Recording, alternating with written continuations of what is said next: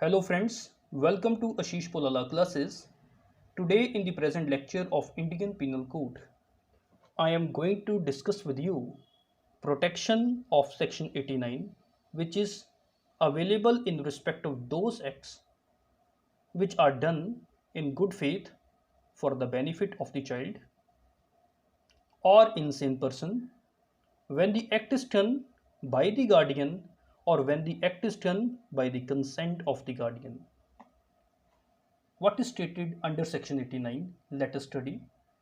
According to section 89 of IPC, nothing is an offence which is done in good faith for the benefit of a person who is under 12 years of age or who is of unsound mind when the act is done by the guardian or when the act is done by any other person who have lawful charge of that child or insane person, or when the act is done with the consent of the guardian or other person having lawful charge of that person. It is immaterial whether the consent is given expressly or impliedly.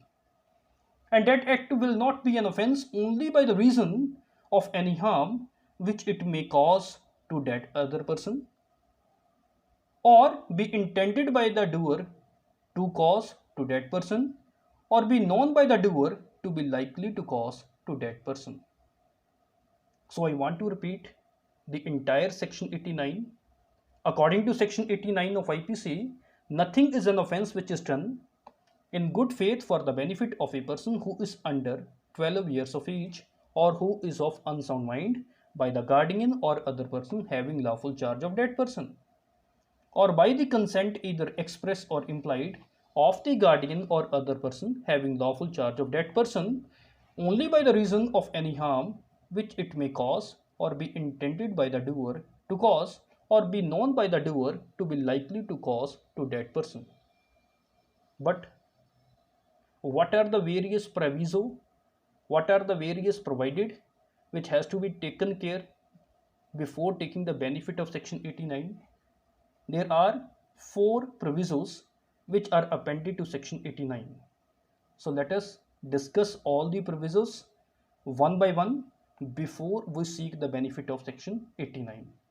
The first proviso is that this exception which is provided under section 89 of IPC shall not extend to the intentional cause of death or to the attempting to cause death. That means when you had done the intentional death of another person, or you have attempted to cause the death of that child or insane person, then this exception will not help you. Let us take an example. In this example, if A, in good faith for his daughter's benefit, intentionally kills her only to prevent her falling into the hands of dacoits, then A is not within the exception which is provided under section 89, because the act of the A is intentional act and is also illegal. So A will not be protected under section 89. He will be punishable for the offense of murder. Second,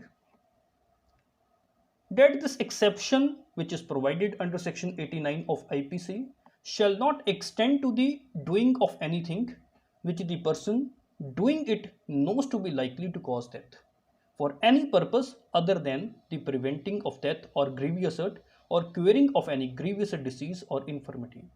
That means to say, if the intention of the doer is to prevent the death, if the intention of the doer is to prevent the grievous hurt or curing of any grievous disease or infirmity, then he can take the plea under section 89. But if there are not such cases, that means he was not preventing any death, he was not preventing any grievous hurt, or he was not curing any grievous disease or any grievous infirmity,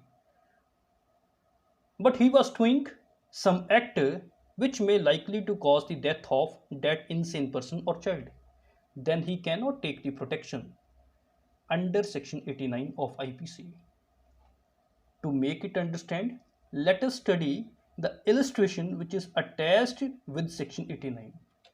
In this case, A in good faith of his child's benefit without his child's consent. So A had done his act in good faith for the benefit of his child, but he do not take the consent of the child because consent of the child is not needed because he was himself the guardian in this case. What he has done? Has his child cut for the stone by a surgeon. Okay. The child of A had the grievous disease in this case. He had the problem of stones. So he cut his child for the stone by a surgeon,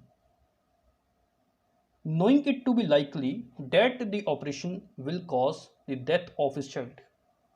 But there was not any intention on the part of A to cause the death of his child.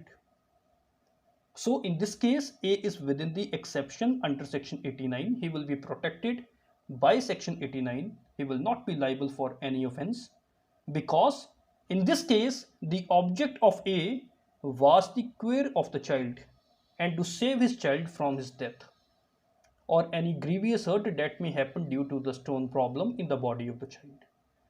So in this case, A will be protected under section 89. According to the third proviso of section 89, that the exception under section 89 shall also not extend to the voluntary causing of grievous hurt or to the attempting to cause grievous hurt unless it be for the purpose of preventing death or grievous hurt or the curing of any grievous disease or infirmity. Like the proviso number second, proviso number third is also same, but in that proviso you cannot cause voluntarily death on the child or insane person, and in this proviso you cannot voluntarily cause any grievous hurt on the child or insane person. Means to say that you cannot voluntarily cause any grievous hurt to the child or insane person, or you cannot commit any attempt to cause grievous hurt on the child or insane person unless your motive is prevention of the death of that child or insane person or grievous hurt or curing of any grievous disease or infirmity of that child or insane person. Okay, so if you have not any intention to save the child from the death, grievous hurt or curing of any grievous disease or infirmity, and even then you are taking the risk to cause the voluntarily grievous hurt to that child, you will not be protected by the provisions of section 89 of IPC. Let us take the example. In this example, A in good faith for the child's pecuniary benefit. So in this case, the benefit of the child which is seen by A, only the pecuniary benefit.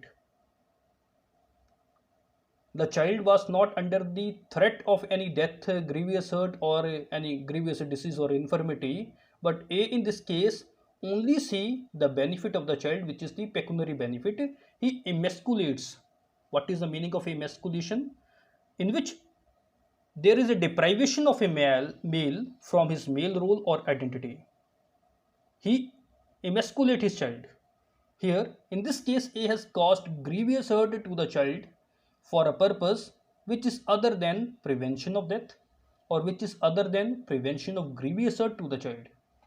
So here the child, here A is not within the exception of section 89 of IPC. Here A will be liable for causing grievous hurt to the child under section 322 of Indian Penal Code 1860. Under the fourth clause, under this fourth clause, it has been stated that this exception of section 89 of IPC shall not extend to the abatement of any offence to the committing of which it would not extend. Let us take an example. In this example, A intending in good faith for the pecuniary benefit of Z, his daughter.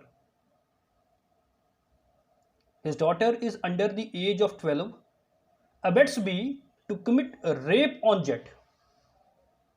So here this will not be protected. Neither A nor B is within the exception of section 89, and both will be liable for their respective acts. So this is something about section 89 of IPC. So friends, if you like my lectures and also want to watch more law lectures on IPC, CRPC, CPC and other legal subjects, then please subscribe my channel and do not forget to click on the bell icon to get notifications of my next videos. Like my videos, share my videos, and if any of you want to take notes of my law lecture, then you can visit my blogs at lawarticles2020.blogspot.com to get notes of my law lectures. Thank you very much.